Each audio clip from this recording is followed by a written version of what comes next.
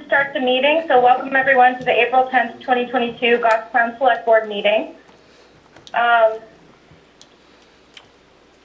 this point, I'm joining remotely in Texas. So as the chair, I get the privilege of nominating the vice chair, and I'm nominating or appointing Selectman Georgiantis as the vice chair. So I've asked him at this time to take over the meeting for me. All right, thank you, and I accept. As usual, the first order of business is our Pledge of Allegiance. I pledge allegiance to the flag of the United States of America and to the republic for which it stands, one nation, under God, indivisible, with liberty and justice for all.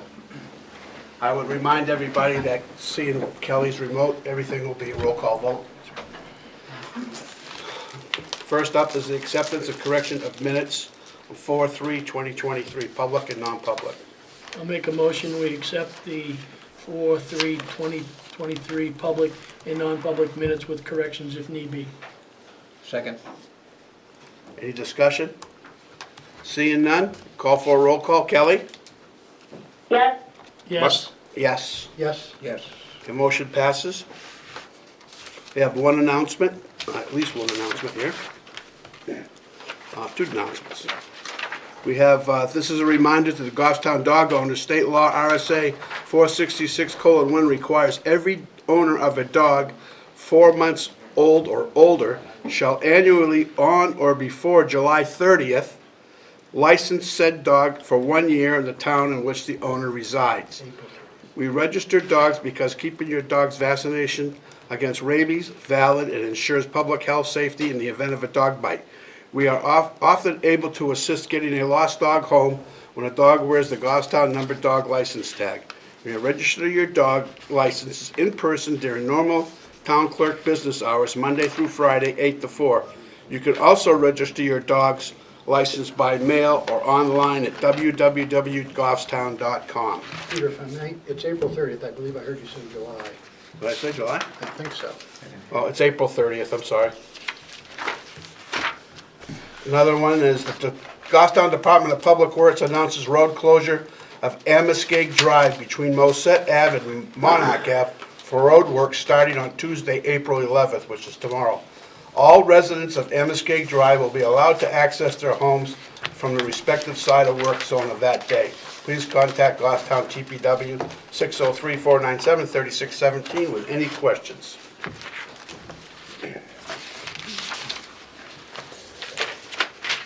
Derek, why don't you hit a few of your items? Do you want to do the proclamation now? Sure, I can do that now. We have a proclamation from the town of Goffstown, whereas every community member can affect positive change with any volunteer action, no matter how big or small, and in New Hampshire, 391,510 volunteers contribute to 36.6 million hours of service, ranking us 18th in the country for volunteerism. Whereas thousands of volunteers make a real difference to the Goffstown community through volunteer service to our town and school district, youth sports activities, and local benevolent charitable and service organizations. And whereas the quality of the town's civic activities, recreational opportunities, and community life happens with the generous donation of time, talent, and commitment made by such volunteers and their leaders. And whereas day in and day out it is clear to see that all volunteer efforts make Goffstown a caring and vibrant community, and the town of Goffstown recognizes the value of this service they render. Now, therefore, it will be resolved that we, the Select Board of Town of Goffstown, County of Hillsborough, State of New Hampshire, by virtue and the authority vested in us, do hereby proclaim the week of April 16th through April 22nd as Volunteer Application Week throughout the town of Goffstown, State of New Hampshire, and we urge all of the citizenry of the town to recognize that such day. And this is given under our hands and sealed on the 10th day of April 2023. So thank you to all of our volunteers. Go ahead, Derek. Okay, so on page 36 of your packet, you have the committee schedule for the next 2 weeks. tomorrow night at 6 PM, the Sewer Commission is scheduled to meet. You got it? On Thursday at 7 PM, the Planning Board is scheduled to meet. I'll be out of town next week, so if someone could cover. That is this week. This week, I'll be out of town Thursday through next Okay. week. Is there somebody that can cover that? I'll do that. You want it, I don't care. I'll do one more before I go. I think there's only one item on the agenda. Oh, is so it? Shouldn't be too rigorous. So you're gonna do it? I'll do it. All right, I will have, we'll Thank get you. the packet to you. Thank you, Jim. Thank you. Yep, thank you. And then next week on Wednesday at 6:30 PM, the Library Board of Trustees will meet. And I believe Chairman Boyer still has that one. And then at Yes, I'll be there. 7 PM, Parks and Recs Commission. If that's still me, I'll be If there. that's you still. Yep. Your next page, you have a consent agenda. You have a master firefighter. This is placement on the master firefighter matrix at step 2. This was a sidebar approved by the board at your last meeting. You have a firefighter degree differential, and you have 2 DPW seasonal laborers, new hires. You have the proclamation that was read this evening. You have the 2023 MS 232, which is the report of appropriations actually voted. That needs a signature of the entire board. And then you have a letter sent on behalf of Eversource. This is collected artifacts for archaeological investigation. This is related to the work that they've been doing with their transmission line. It's proposed, I'm proposing that you turn over those items to the New Hampshire Division of Historical Resources. I haven't signed it yet, but I saw, I wasn't sure which way you were going. Yeah. Motion to approve the consensus agenda as presented this evening. No questions. Second. So, Motion by Mark, seconded by Jim. It's a roll call. Kelly? yeah. Oh, I'm sorry, go ahead, Oh, I Colin. just had a question. So is there Go ahead. anything of historical significance specifically to the town of Goffstown for turning it all over to the state? Does anybody know? Most of the items were some, like scraps of leather, scraps of metal. There wasn't anything that I felt that was significant to the town of Goffstown. They were mostly from old That ought to reside homesteads. here, yeah. Yeah, there was Okay. nothing, and even then, we don't really have any way to properly take care of it. So there is a full accounting of the items that will be turned over, and it's in your signature packet. Okay, thank you. Okay, again, there was a motion by Mark, seconded by Jim. Roll call vote. Kelly? Yes, Yes, Yes. Yes, Yes. Motion passes. And then you have your assessor's recommendations on the next page. You have an abatement application with approval recommendation for map 12, lot 24-1. You have an application for current use assessment. This is, again, approval recommendation for map 5, lot 32-4, and map 5, lot 33.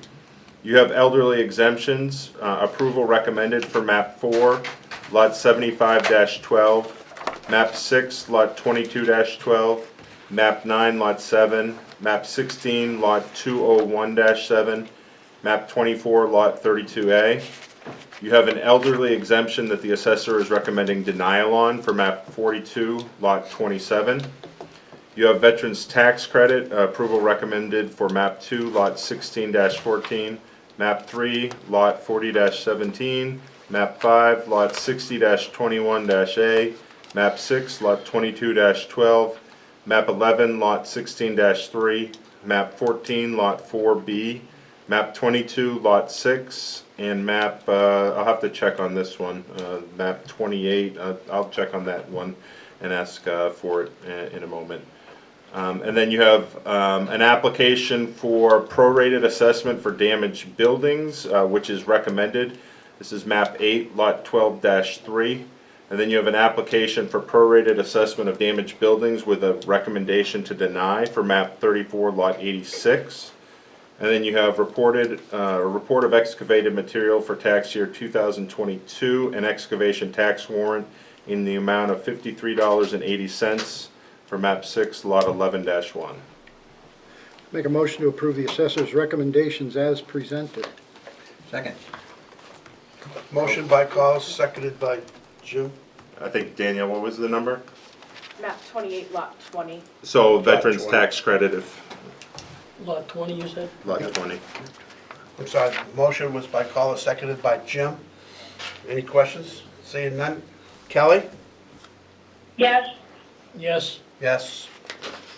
Collis? Yes, I'm sorry. Yes. And Jim, yes, motion passes. I'd like to call for anybody here for public comment. Seeing none, we'll continue on. Do you want to invite the fire chief? Yep, fire chief up next with replacement of ambulance. In your packet, you have a memo from the fire chief at page 2, and then I sent out some revised information by email, and then you have that printed in front of you this evening. Good evening. Good evening, Good chief. evening, Chief. I also brought my security detail. Just in Probably a case. good idea. Good evening, everyone. I'm here before you tonight to request authorization to move forward with the replacement of Goffstown Fire Ambulance 2. This was the 2020 International 4300 Road Rescue, which was involved in a motor vehicle accident in December of 2021. The ambulance was declared unrepairable by Primex, our insurance carrier, and that was due to some damage to the framework of the ambulance from the accident. So the the finance director and I worked with Primex to negotiate the insurance payment for the vehicle loss, and Primex has agreed to provide full replacement cost for the replacement of that ambulance. So Chief, what's the number that they've agreed to accept? The number they've agreed, 342 or 346? The number is actually a moving target. So the way the policy is written, they're going to cover the full cost, and they've already provided assurance in writing that they will pay the town off of the invoice.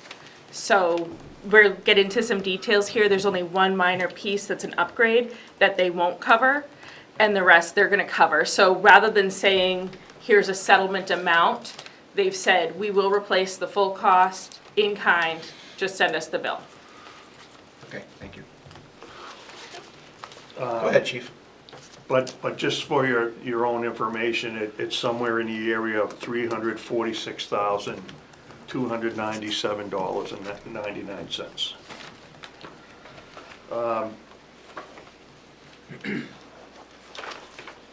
So as Danielle mentioned, there's only one piece of this that Primex asked us to cover, and what we're asking the board to do is upgrade this ambulance from a F450 to an F550 for approximately $794. $794. And we feel by going to that just gives us a higher weighted and stronger vehicle for, the amount of use that it sees responding. Any questions? I've got a question. Why are we going away from the international? Why aren't they replacing it with an international? Because we simply couldn't get one in a reasonable amount of time, with all the. So it's chassis availability? Yes. Yeah. And the newest ambulance we have, is that a 450 or a 550?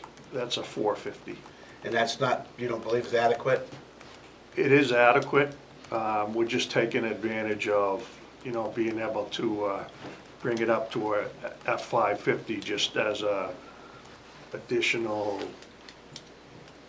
I don't know what you would, just an additional ability to have that extra horsepower and. I just have one other question. I guess the availability is 18 to 20 months, and it depends on the chassis. Correct. Is the change in the chassis is that the problem? Is that gonna delay it any? Or? No, it's a Ford wide, but we're told that inventory's starting to improve a little, so we may see it earlier than that. Okay. Is that the same thing with international? Yes. Well, They're 2+ years, I believe, right. at this point. Pardon me? Just over 2 years is the timeline we've received for international. And that's why it took us really a full year, because we literally searched the United States, even trying to find a demo model or, anything we could find, and they just weren't available. Okay. Anything else?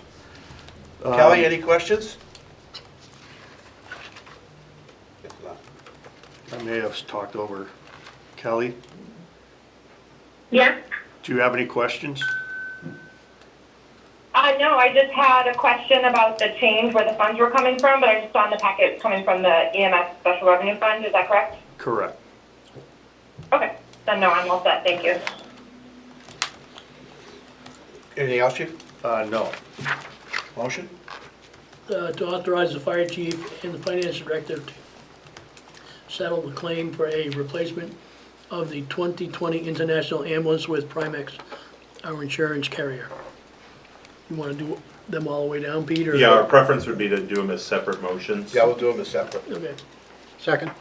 So motion was by Mark and seconded by Collis. Any discussion, questions? Seeing none. Kelly? Yes? Yes. Me, yes. Yes. Yes. Motion passes. Next one?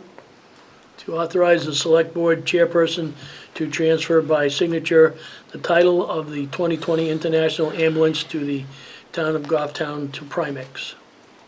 Second? Motion by Mark, seconded by Collis. Any discussion, questions? Seeing none. Kelly? Yes? Yes. Yes. Yes. Yes. To waive Go ahead. to waive the town of Goffstown purchasing policy RFP requirements and authorize the fire chief to enter into a sales source purchase and sales agreement for a 2023 PL Custom Ford F-550 ambulance with Sugarloaf Ambulance Rescue Vehicle of Wilton, Maine, 04294, with the payment of the ambulance from insurance claims funds paid by Primex to the town of Goffstown. Second? Question. Does this really even go to our purchasing policy, whereas it's an insurance claim? Typically, an insurance claim would more or less operate outside of the purchasing policy, but we don't have a specific exception included in our purchasing policy, and where it's the purchase of a full vehicle that's going to be titled, we wanted to make sure that we had all the bases covered. Just I be know- cautious. Well, I know we've had other issues before where we've had accidents and stuff, and it's never come to us like this. It's just because it's a new vehicle purchase? Yeah, it's a full replacement rather than just a repair of, a damaged body or something like that. I just don't want to make it that it looks like it's okay that we go outside of our purchasing policy, but this is an exception. Yes. Okay. And the last one, to authorize. No, we didn't vote on this one Oh, yet. sorry. No, we didn't. Who made that motion? Collison? Yeah, I did. And seconded by Jim, wasn't it? Mark? Yeah. Mark, okay. A roll call vote. Kelly? Yes? Yes. Yes. Yes. Yes. And then now go ahead, Mark. And the last one, to authorize the fire chief to finance and the finance director to use available funds from the EMS Special Revenue Fund to upgrade the chassis of the new ambulance from a 450 to a 550 at a cost not to exceed $1,000. Second? Motion by Mark, seconded by Collis. Any discussion? Seeing none, we'll call for the vote. Kelly? Yes? Yes. Yes. Yes. Yes. Motion passes. That's all I have, Mr. Chairman, All right. members. Thank you very much. Thank you, sir. Have a good night. Thank you, you too. Public Works Director is next. So you're on page, 30. yes, page 30.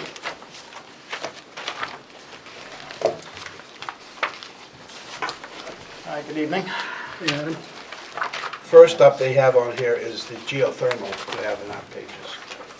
Not necessarily the way it's written here.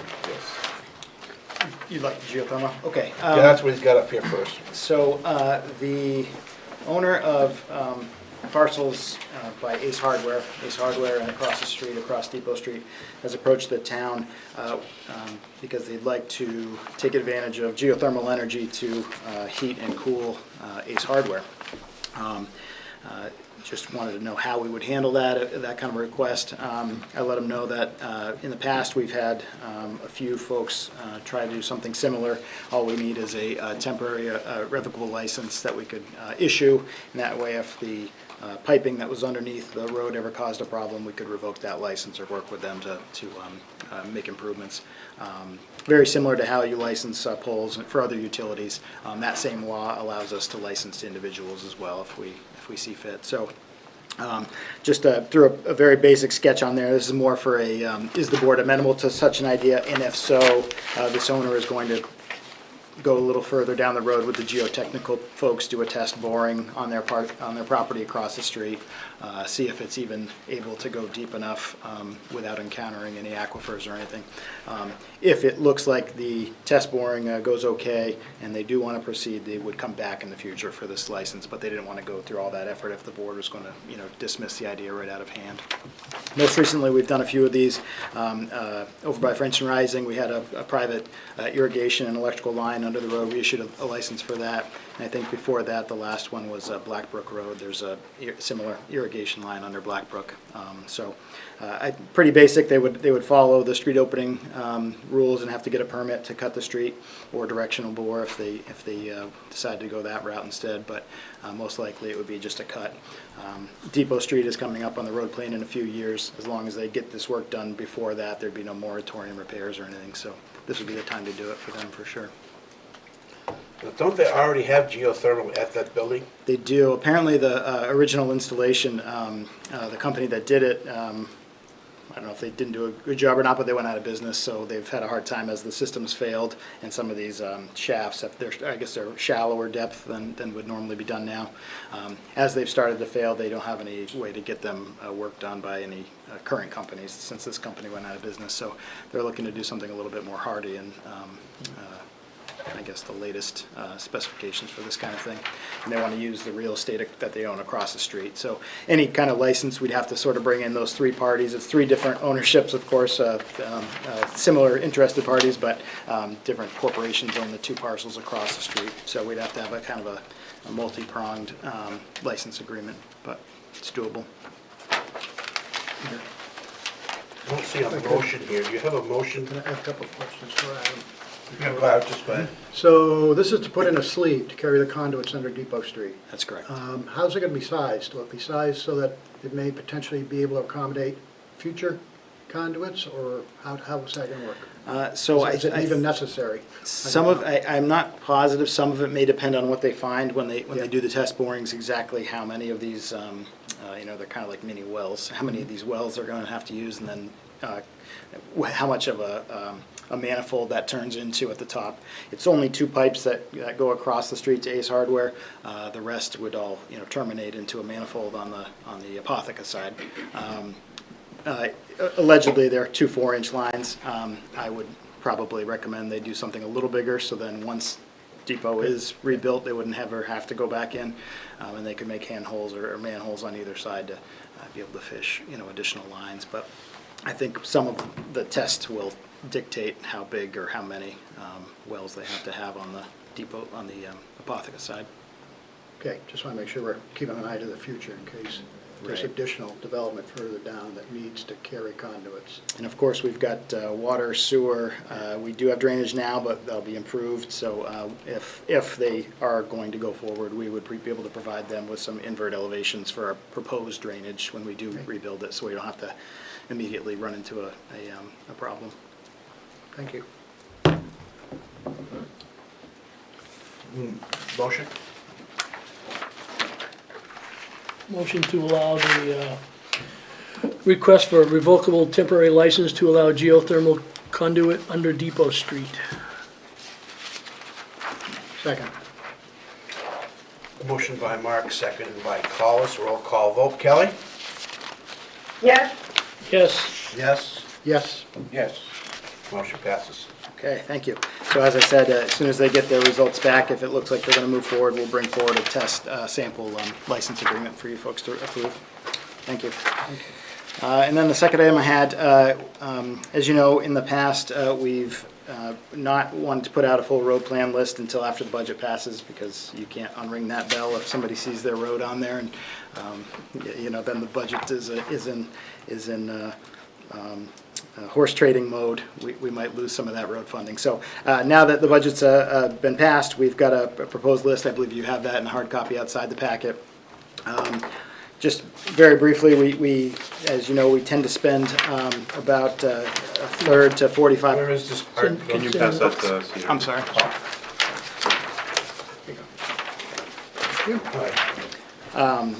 We try to spend roughly half of our budget each year with reclamation projects. So roads that are so far beyond repair that they really need to be fully rebuilt.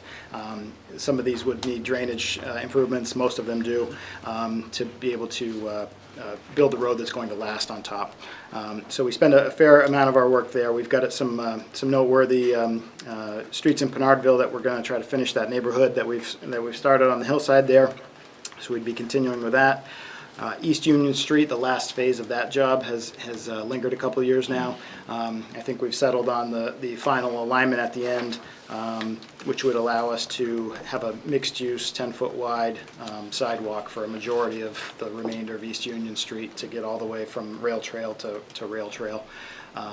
There are some spots that will have to skip and be flush where the bus company has pretty wide curb cuts for all the buses, but at least the sections that we can have sidewalk, we want to have a nice wide one so you can have two-way bike traffic with pedestrians. And if it's 10 feet wide, that's the minimum width to have that two-way traffic. But that would be quite an improvement there. We've got some drainage there at the bus company area that we need to improve as well. And then pull in sidewalk connection from South Mast to the rail trail or to the sidewalk as it continues on East Union. So we'll have some nice connectivity there so people aren't walking in the street any more than they absolutely have to. Also noteworthy, we've got a couple of gravel roads. We'd started the gravel road conversion program a couple of years ago. Joppa Hill got a little hung up, as you know. We'd like to finish that job. And then Bryan Road is a pretty small one that we'd like to finish. That's been half paved for years. Which one's that? As you come up Shirley Hill, up towards At the Back cutoff Mountain, over it's the the back? little... Why would we do this? One house on there, why would we spend the money to? It's pretty short. The problem now is if we're trying to eliminate the gravel roads on the mountain, so we don't have to send a grader up to the mountain, you know, just for one or two. And unfortunately, as time goes on, the grading of these becomes more of a maintenance issue than it's worth, and frankly, we don't have the grader experience too. The longer time goes on, we just don't have the people that have used the grader for, you know, plowing snow, for example. For years, we had the grader on a plow route constantly, so you got some good experience there. Now we've sort of phased that out because it's such an expensive piece of equipment. We're trying to stretch this 35, I guess, year-old grader now as long as we can, and maybe someday not need to replace it. If we have gravel roads, we still need some method to be able to do that. So our goal has been to try to convert all these, and at some point we won't have to. The second piece is with winter maintenance, we have to send out sand, straight sand, after the fact, because we try to send our trucks out loaded. We do straight salt treatment unless temperatures are really, really low where salt doesn't work anymore. If we have gravel roads, we can't apply salt to a gravel road because it turns to mud in the middle of winter.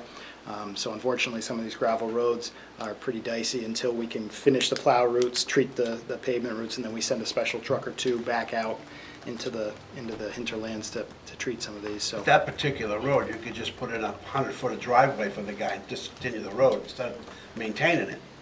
if the board's amenable to that, we did look into that option.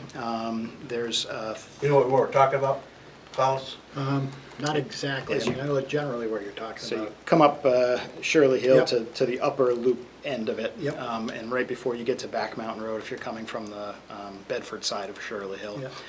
there's a small little road. It's paved for a couple hundred feet, and then it's gravel beyond that for probably 800, 900 feet.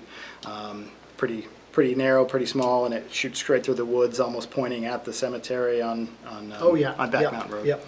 No, I got you. Sure. Comes out almost We did- opposite the cemetery. Yep. We I'm did. just saying, I don't know why we would spend the money to pave that, we could just We did reach out to Threw it away. some of the abutters before we started, some of the, we had to do some drainage there anyway, so we've been working on some drainage, but before we started, we asked if the abutters, there's technically only two, one has a couple different parcels, how they would feel about that. One was in full support of, you might guess which one was in full support, the one with the house there. The other abutter, however, would, just based on the way the layout works, they would lose, I think it was close to 1,000 feet of frontage on property that they own, so they would probably be against that because future flexibility of that larger parcel that abuts both Back Mountain Road and Shirley Hill. If we discontinued that section of Shirley, now they lose all that frontage, so now that parcel is worth quite a bit less to them. So I think we'd have a 50-50 split of the two abutters, and then it's, 6 of one, half a dozen.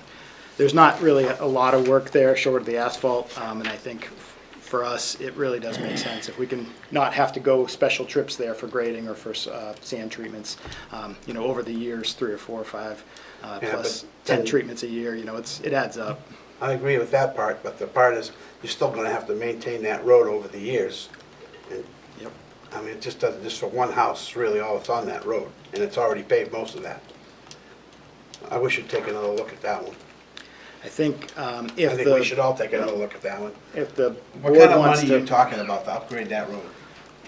let's see, that would be roughly about $30,000 And that's gonna do the whole thing, That would do the whole thing. plus manpower. Right. There's not a terribly large amount of work left there. We had to do some drainage anyway because it was coming over the road, so it's, majority's done right now except Right. for the. That's okay.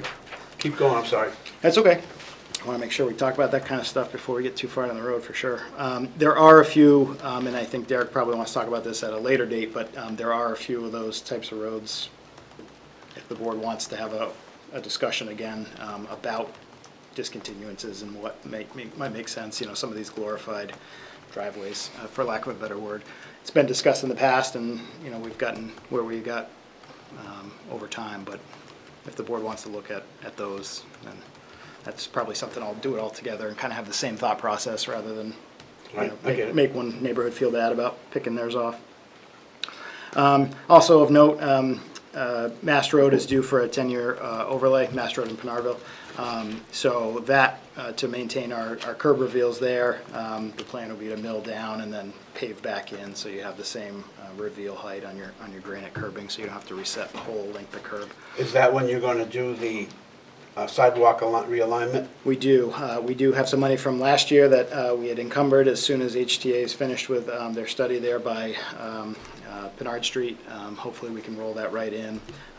We have a number of tip downs that are not ADA compliant right now, so we'd like to bring as many as we can. You're gonna move the sidewalk out? On that stretch from Pinard Street to the town line, we'd like to, yes. Yep. If the study supports it, we'll get rid of the two-way left turn lane there and pull the sidewalk out. And we'll provide pull some in, frontage. we'll pull in those people that are abutters to that, just to let them know what's going on. Right. Yep. We've been keeping got- them informed as soon as we get the study results. Ball and Alley, the bike shop, and Ollie's really at the 3. Yep. And they'll be, I think they'll all benefit from the additional frontage they would, gain, perhaps even parking for Ollie's. Let's see, South Mass, we've got a tiny stretch from the roundabout to Pine Ridge that the pervious pavement is performed not so well over time as I think anybody with eyes can see as they drive through that stretch. So the plan is to mill down, pull out the pervious sections and repave and improve the ability to get water off the road instead of damaging the road edges. So that's in there. That would be a summer project, of course, along with East Union. And then a couple of 10-year overlays. So the other thing we do with our overlay money is we try to get on a 10-year cycle with main roads. So we've got a few more to continue.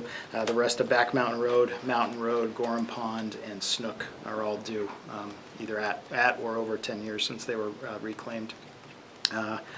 And then finally, the last little cluster are streets that are just in such rough shape that normally we would want to be reclaiming them, but we just, it's going to be a push to even get what we've got on the reclaim list. So on some of these where we just have to say uncle, we'll come in with a thicker overlay, and that'll give us a little bit more structural support and hopefully buy us some time to be able to come back at a later date. 10 years later is usually kind of the target for a 2-inch shim. You probably remember 2015, I believe, Roby Road was shimmed, and that's kind of one of those that's held up reasonably well, and now we're coming into year 8, and we're starting to think about it's time again over there, but, you know, if you can kick those as far as you can down the road, it buys us more time to do the main roads or the roads that have a heck of a lot of houses on them. And then finally, just from sidewalk perspective, as we mentioned, the East Union, of course, would be the two-way mixed use. Mast Road in Pinardville, we try to improve as much as we can there. And then there's a short section at Tatro Drive. If the rail trail realignment, which I think you've heard from the rail trail folks, if the rail trail officially punches out onto Tatro behind the gas station, we would add a stub of sidewalk down Tatro to get you back down to the rail trail. So that's what we have for sidewalk included with the road plan this year. I had one Questions, calls? Yeah, I have one question. Adam, on South Mass Street from the roundabout to Pine Ridge, that's currently pervious pavement? It's I think a 2 or 3 foot swath on Yeah. each side along the And curb. we're not gonna make it impervious? It's going to be just regular asphalt pavement, yep. So it failed, the pervious pavement failed. Was it maintained properly? Was it swept? I mean, those things need, It was swept twice a year, I think, on that, the last few years, twice a year on that stretch. Initially, I can't speak to the first, 8 years of its life, I guess, but I don't believe there was any, additional, other than that, any additional work taken. okay, I guess it doesn't really matter. The fact is, it's not absorbing the runoff Right. anymore, so Right. might as well pave it. It's pretty rough. But is it worth redoing it? Yeah, well, this is just an overlay, right? So the plan there on South Mass would be mill down everything Yeah. and then pave in to get crown, but before we pave back in, we would come and pull, we'd have to Yeah. over excavate on those 2 edges to Yeah, get okay. all the pervious Yeah. out. It's got a very, it's got a sand layer and a stone layer, which probably is free draining, the most of the time, but when the pervious has failed on top, Yeah. I think it's pulling from inside the road, and then you get settlement, and now the Yeah. shoulder is almost higher than the So it just wicks it out. traveled the way. sides, kinda. Mill it down and get Yeah. a nice transition, get the water to the drainage, and Thank you. Anybody else? Good. Do we need a motion on that there? Yes, I think annually we ask for a motion to approve as presented. I'll make a motion that we approve the road plan reclamation overlay, shim overlay program that was presented to us tonight by the director of DPW. I'll second that. Okay, motion by Mark, seconded by Collis. We've already had discussion. Is there any further discussion or questions? Seeing none, I'll call for a roll call vote. Kelly? Yes? Yes, Yes. Yes. Yes. Motion passes. okay, thanks much. Derek, I think it's still up to you, right? Yes, if you were on page 39 of your packet, you have a draft RFP in your packet for consulting services for a classification and compensation study. This would include all regular full-time and part-time employees. This would also, so it's 82 positions, which is approximately 161 full-time and part-time employees. This would include non-union employees and the 4 collective bargaining agreement groups, and the library as well. And the goal would be to have the project completed by mid-September. So can answer any questions on that, and we'd like to get that out. When was the last time this was done? MRI did this for the board in 2016. So this is simply to approve sending out the RFP. Yes. That's all we're doing at this Yes. point. And does the cost, is that determined by the number of people, or is it just general? Well, what we did is we did put in a couple options. We put in an option to include just wages or to do wages and benefits. So there'll be a little bit of a variation there. We assume that the number of positions is going to be a cost driver, yes. And going ahead with this, what does this do, the results have to do with our union contracts? I think it gives us a good baseline. We do have 3 CBA negotiations coming up this summer. The results of this may come in a little bit late for those, unless we can work with the unions to potentially, push the wage part back until we get the results. Or we can work with a consultant to see if they can prioritize certain ones over the other. But the idea is really to see where we are against other municipalities and communities in New Hampshire, southern New Hampshire. Okay. Anybody got any questions? Make a motion to approve the consulting services for classification and compensation study RFP for release. Second. Motion by Mark, seconded by Jim. So roll call vote. Kelly? Yes. Yes. Yes. Yes. Yes. Motion passes. Next. Page 52, you have the next item. This is, right now, the central region, the Central New Hampshire Planning Commission and the Southern New Hampshire Planning Commission are working together on their Comprehensive Economic Development Strategy, their CEDS. This is a program that's done every 4 years, and we have a recommendation from both the Economic Development Council and the Village Bridge Ad Hoc Committee to include a project nomination form for the pedestrian bridge to be included as part of that comprehensive economic development strategy. What you have in your packet is a brief background information on the CEDS and the communities that are involved, as well as a project nomination form that a member of the ad hoc committee, David Pierce, was kind enough to pull together. In the past, the select board had submitted the improvements for the rail trail, and it was included as part of the CEDS project. There's no direct money tied to this, but it does make it a little bit more favorable in grant applications moving forward. If I go to page 2 of this, it says 80% town, 80% grant, 20% town match. So there is, if it were to go under a transportation alternative program grant, which is the most likely for this type of project, there would be a 20% local match, but similar to most of the rail trail projects, that local match has been covered by donations and donated labor through a nonprofit. So the idea is that doesn't necessarily mean it's necessarily town funds. That is an option if we were to go the transportation alternative program route, or it could be a capital campaign to pay for that 20%.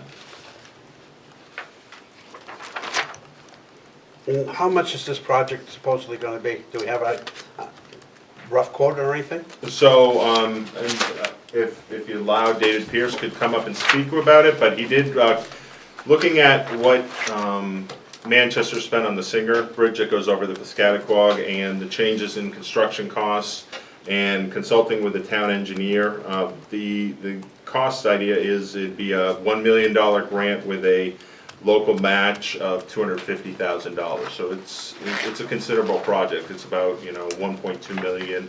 And would this go before the board, before the voters? Yes, it would go similar than in a process by which the crossings on Mass Road did. Again, that was a grant that was awarded, a TAP grant that went on the ballot. It actually went on the ballot 2 years in a row before the town meeting approved those funds or acceptance of the grant.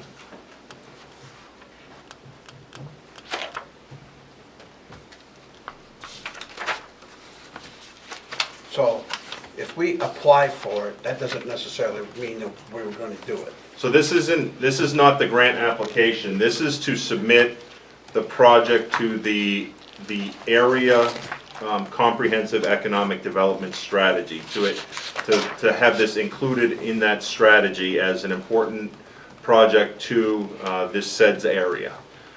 If it were included on there, we think that based on our past experience that this would assist any future grant applications. And the next time the Transportation Alternative Program grant opens up through NHDOT is, we believe it's going to be in the fall of 2024. So it would, kind of put us in a good, advantageous position. And then, if we were awarded the grant, can you drag it out 6 months until you get approval from the town? So that's a 5-year process. Yes, it's 5-year money. It's 5-year money. Okay. Anybody else? Any good questions? Good. So what, you need the motion to To submit the project nomination form to Central and Southern Region of New Hampshire Comprehensive Economic Development Strategy. It's on page 2 of the memo. I'll make that motion. Second. motion by Collis, seconded by Mark. And if I understand it right, we're not committing any town funds to this at the time. No. Okay. Motion by Collis, seconded by Mark. Roll call, Kelly? Yes. Yes. Mark? Yes. Yes. Yes. Next. So if you go to page 61, you have appointment of volunteers. The Goffstown Economic Development Council met last week, and they recommended the following appointments. The reappointment of member Chet Bowen for a 3-year term, the reappointment of member Richard Bruno for a 3-year term, and appointment of Emma Purcell as an alternate member for it says 3-year term in your packet, but it's actually a 1-year term. Well, it's to finish out a 3-year term expiring March 31st, 2024. Okay. And then also you have Goffstown Main Street Program has designated Tina Lawton as their ex officio rep on the Village Bridge Ad Hoc Committee. So that would be and just a request of 4 separate motions if you would. So I'll start out. I'll make a motion to reappoint member Chet Bowen as a regular member of the Economic Development Council for a 3-year term expiring March 31st, 2026. Second. Motion by Collis, seconded by Jim. Any questions, comments? None. Roll call vote. Kelly?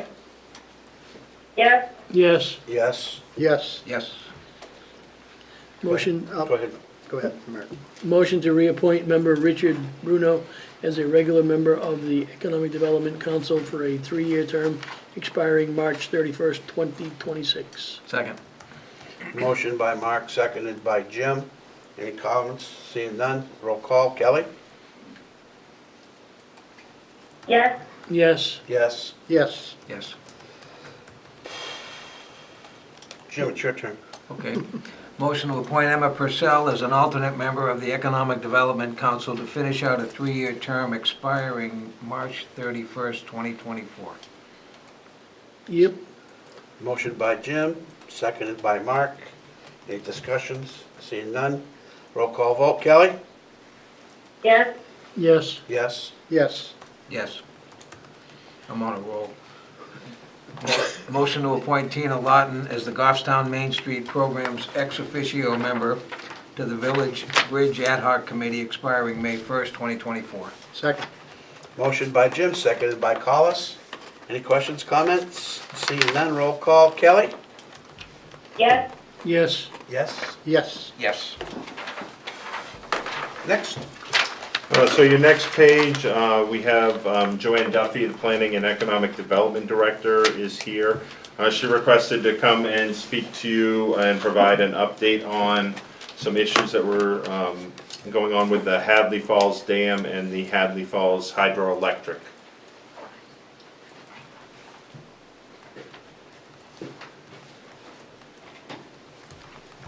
Hello, how are Hello, you? Joanne. Joanne. So we have a few people in the audience that they're also interested in this. So I don't know if you're willing to take questions afterwards, but they may have some. Oh, and I have one thing to hand out.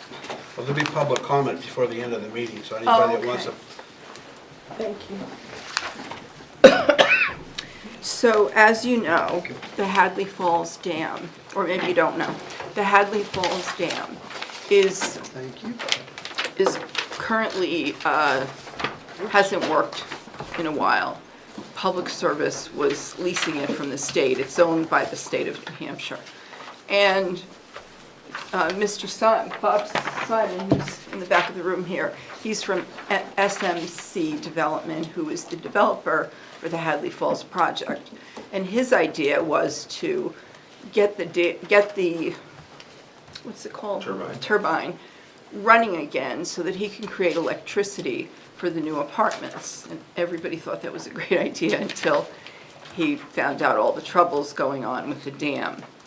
And so we had some conversations with some people from the BEA up at the state, and they were going to look into it. But more recently, I got in touch with a man, he's also with the BEA, and his job is to kind of come into the community and help with what he can with some, either small businesses or the like. Just he's kind of a liaison from the BEA.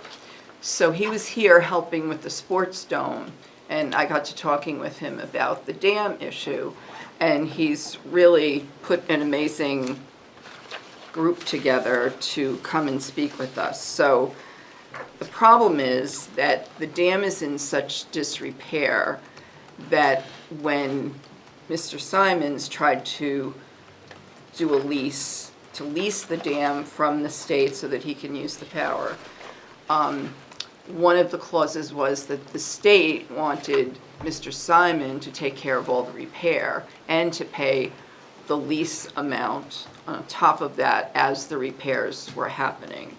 And Mr. Simons was not willing to do that. He wanted the state to bring the dam up to code and, then lease it from there. So there was a gridlock about a year ago. He was dealing with Jim Gallagher, who Collis is familiar with. Unbeknownst to anyone here... For clarification, you're saying DEA, you mean DES? DES, that's what I said. Did I say DEA? DEA, yeah. Sorry, I don't even know what DEA is. Drug Enforcement Agency. So Jim Gallagher retired in December, and no one knew this. So this Marcus found out that he was no longer there, so we were all thinking, okay, well, where are all these emails going? So in the meantime, we had received 2 pieces of correspondence from FERC regarding, before Jim Gallagher left the state employment, he wrote a letter to FERC saying that negotiations were not going well, and we would like to go and look into the possibility of how we go about disarming the dam, whatever there's a certain name to it, decommissioning the dam. And so the FERC wrote back fairly quickly, within 2 months, to Mr. Gallagher, again, who's no longer there, and told him that he was supposed to be doing all of these inspections and handing them into FERC and letting FERC know what was going on and keeping them up to date, which they hadn't done. And he suggested that he be kept up to date on any negotiations that were happening. So Marcus, so we all agreed that we should sit together in person and discuss this, because there's a few reasons why. If they do decommission the dam, the water running from the dam towards where we are in the village area and towards New Boston, the water level will go down, extremely low. It won't be useful any longer for the pumpkin regatta and some other things that are... Can I just ask one question? Sure. When you're saying decommission the dam, what does that mean, Collis? Does that mean tear it out? Well, typically what they would do is they would do an inspection, they would issue an order saying either fix it or decommission it, take it out, return it to what they call run of the river. Mm-hmm. Yeah. Okay. So, so we all agreed that it would be a good idea to get everyone in the same room and talk about this, because it's really important for the community. At least I feel, as the planner, I feel that it's very important. And especially with all of the people who come in for pumpkin regatta that weekend and, spend their money in the local stores and things like that. So for the small business owners in the village, it's very important. I think if more people knew about this, you'd probably have a room full of people here. So anyway, they went ahead and they gave me some dates for a meeting. And, you know, certain people couldn't make it and this one couldn't make it. So Mr. Simon's attorney, so we narrowed it down to Thursday, April 20th. You have the agenda in front of you. That's a agenda that Mark has put together. He said anything could be added, but you know, it wasn't set in stone yet. So they're coming with 8 people from the state, 2 people from the BEA, 6 people from the DES, including the assistant commissioner. So I feel like, you know, they're coming with an intention of having a fruitful meeting. So I'd like to put together some selectmen who would volunteer to go. As I was saying before, Mr. Simon's attorney can only be there from 9 to 12, so I thought we could do something in the morning that day. It's on the 20th. I think it's is that a Thursday? Yeah, it's a Thursday. So I actually, first they wanted to do it in Concord, which I thought, oh, that's going to be a nightmare. So I got them to come here. We just have to reserve this room. And I spoke with Adam about this, and he wanted, I haven't had a chance to talk to you, but Derek, but he wanted me to maybe suggest that we have our third-party engineer present, as well as Adam or Scott or both. I've talked to Andy Catarat, who's the chairman of the Piscataquag, oh, not the chairman, he's the treasurer? Clerk of the Piscataquag Watershed Association, and he's very interested in this. And who else? Is there anybody else here? No. I think that was it for now. So I was trying to think of people who would, you know, be helpful to the town to attend this meeting. So this is going to be on the 20th of April. April. Couple weeks. Okay, so it's coming right up. Yeah. Yes. I would definitely be able to go. And what time? It's, well, for now I don't have a time, but I was thinking if someone could, Jason Craven, who is the attorney, could be there 9 to 12. Mark Sanborn has to be gone by 4. I mean, I don't see it lasting that long, but I was thinking maybe in the morning hours, like, I don't know, 9, 10 o'clock or something like that. What do you think, like 9:30? That give them time to get down here from Concord? Yeah, absolutely, yeah, we could meet in the morning, and Yeah. Joanne and I have a little bit of background information, so if there's one member of the board that can be present, we can bring you up to speed. Yeah. I just think it would Anybody that show- wants to come, I think it's important that we have a show of hands. Yeah. I think it would So show you'll- that the town is absolutely. interested, you know, And if it's gonna be more than 3 of us, we'll post it. So Yeah. Assistant Commissioner Sanborn's coming? Yes. From DES, okay. So I think they mean business. I don't think they'd all come down here just to Yeah. waste their time. So I gave you the agenda. If you have anything that you'd like to add on there, please let me know. They did say in their letter that you had received that the dam, you know, their basic complaint is that the dam is in bad shape. It's listed as critical, or I forget the exact wording, but I have it all here. I can send it to you by email. It's in bad shape. It's next to the worst shape. And they did say that they have other issues with the other 2 dams down on the river, Greg's Falls and the Kelly Dam, which they also have to look into. They have limited funds, you know, so they're basically, in my opinion, saying they don't have the money. The Greg Falls Dam shouldn't be an issue, Peter. They just dropped the water in that this summer, and they put brand-new fresh concrete, and they did all the repairs to that dam to make it structurally sound, from what I understand.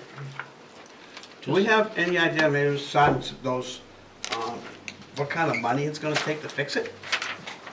You have any idea? No, no one has said Thousands, anything. 100,000, a million? Oh, no, it's in the millions. In the millions? A million or $1.5 million, maybe, yeah. Okay. Thank you. Just an idea of what kind of money we're talking about. So I think you just need to, yes, it's a lot of money, but what's the ramification if it goes away? You get a small river like you got the rest of the lake. Right. Like New Boston. Yeah. So I'd like to be at the meeting. Okay. I'm on the board of directors for the New Hampshire Association of Natural Resource Scientists, and we held our annual conference this past year. And Commissioner Scott spoke at the conference and was basically saying, we've got all kinds of money we're trying to get rid of. Really? So something doesn't square with me, you know. Now, who is he? He's Bob Scott, he's the commissioner. the commissioner, U.S. okay. commissioner, So the yeah. other person is He's the Sanborn's assistant. boss. Yeah, Okay. I know Mark Sanborn. yeah. All right, so that's what, we're planning on a meeting on the 20th, Yes. and we need to put a So group together. we need a time, which you said 9:30. Well, that was my suggestion. I'm not calling the time. I mean, that's, Does that sound good? Yeah, I 9:30? think you can see if that would work for them. Okay. because they probably don't get in till 8 up there, then drive down, or, you know, whatever, or maybe they're gonna meet here, whatever. 9, Okay. 9:30, whichever is more convenient for them. Okay. And that's convenient for you? Yeah, that'd be great. I'd like to go. Yeah, well, I think we should, and all of it, if I can, schedule a meeting. Yep, absolutely. Well, strength in numbers, I think we have a strong Exactly. showing. We Right. can I'm push up and to the- walking, I'll be here. We're serious about this. I'm up and walking, I'll be here. All right. And Mr. Simons is going to be there with his attorney, and I think Andy, I don't know if you can go, but. Possible, yeah, the RLAC would be one to be involved. Hey, why don't, Okay. between you guys, why don't you put that together, and you know who, it sounds like we're gonna do that, so, All right. right? Okay, schedule that. sounds good. Kelly, you got anything? Nope, I'm good. All right, Thank you. So Joanne, you'll send out a calendar I will, yeah. invite? Thank you.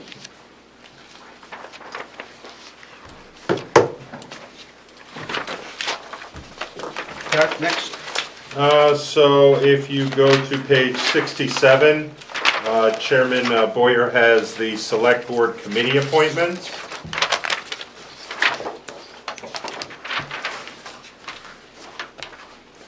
Here, just 67?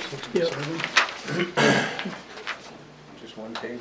Just one page, yeah. Oh, there. So Kelly, I've handed out the board assignments as you had sent me last Oh, week. there we go. Great, thank you. Everyone had indicated, and I think I was able to stay within everyone's choices, so unless there's any issues, we can move forward with that layout. Anybody got any questions, issues with this? None at all. Not at all, looks like everybody's on board. Great. Okay. And then the next item under old business, I know Selectman Adams I spoke with him on Friday about the letter, drafting the letter for, to go up to, at this point, the Senate. Yeah. So can you provide an update on? Well, the only update I can provide is that this is moving very, very quickly. If you watch the news, you know that the House passed the budget, so it's now gone over to the Senate, so there's an opportunity to comment to the Senate. I assume it'll be ENA, which is, I forgot what it is. Do you remember what ENA stands for, the ENA Senate Committee? I don't off the top of my head, sorry. Jim? No? So, Doesn't matter. Point is, it's crossing over, so. Oh, I'm sorry. What's that? I was looking at that. What did you ask me? The Senate ENA Committee. What's ENA? Environment and, no. I could check it. Yeah. Forget. so anyway, the letter. anyways. Get back to the letter. Anyway, so the thought process was to draft a letter of testimony from the town of Goffstown with multiple signatures on it.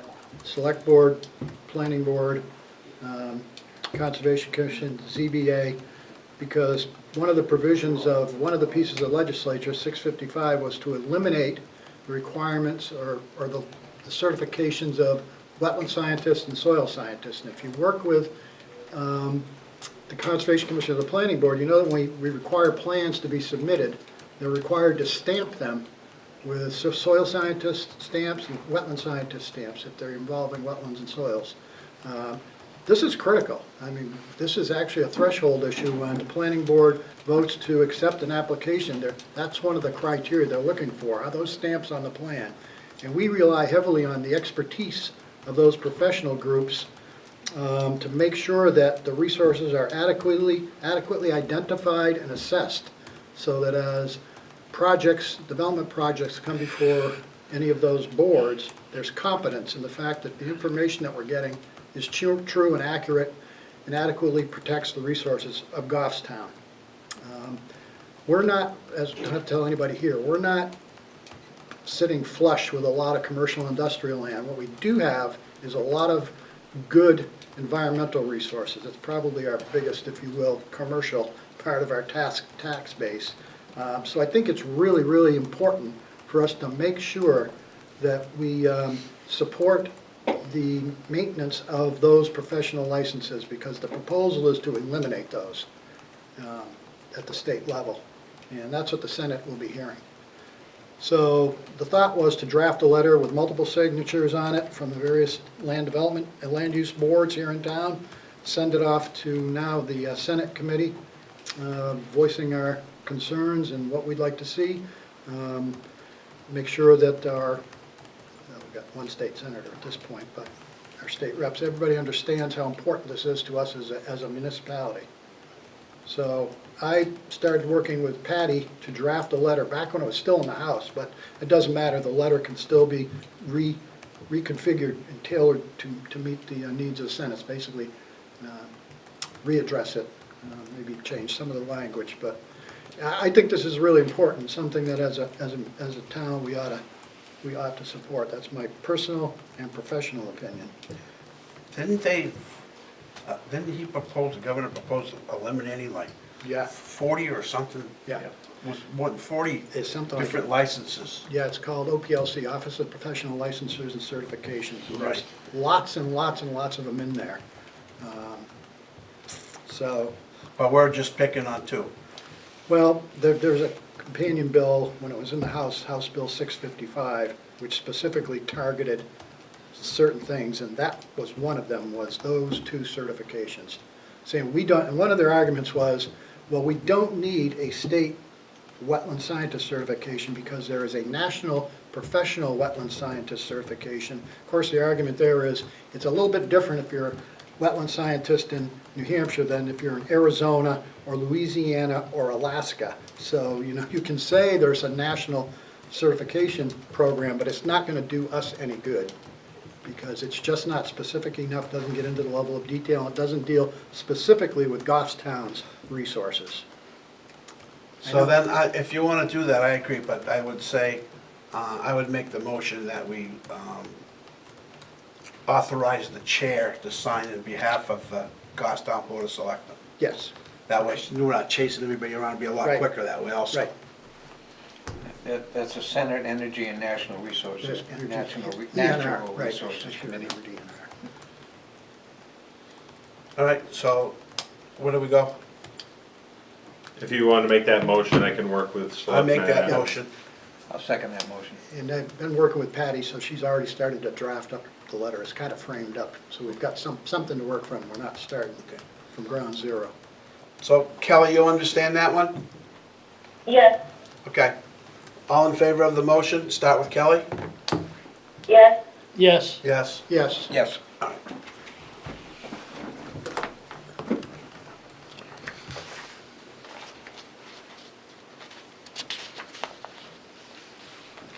Okay. What's next? The only other item is if the board has new business, and then you have a copy of the action matrix in your packet.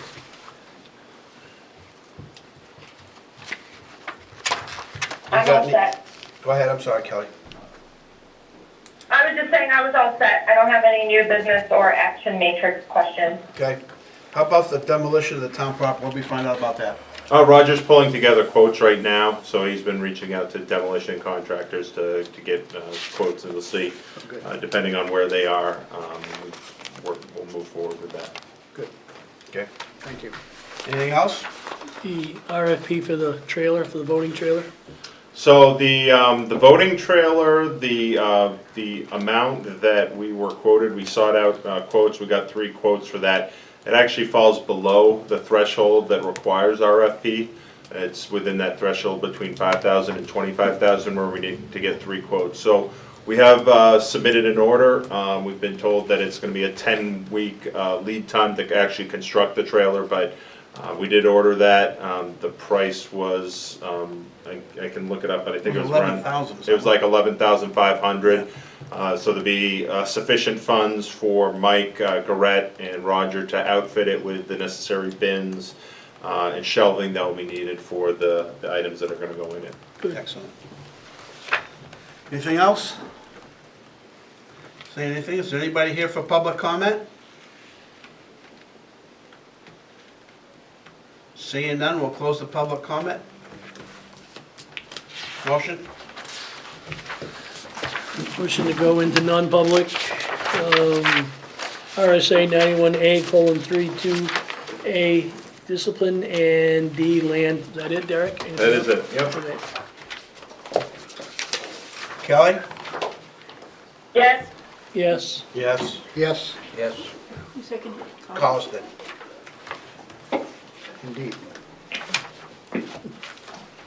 Sneaky guy. That'll conclude tonight's public portion of our meeting. We'll now be going into non-public.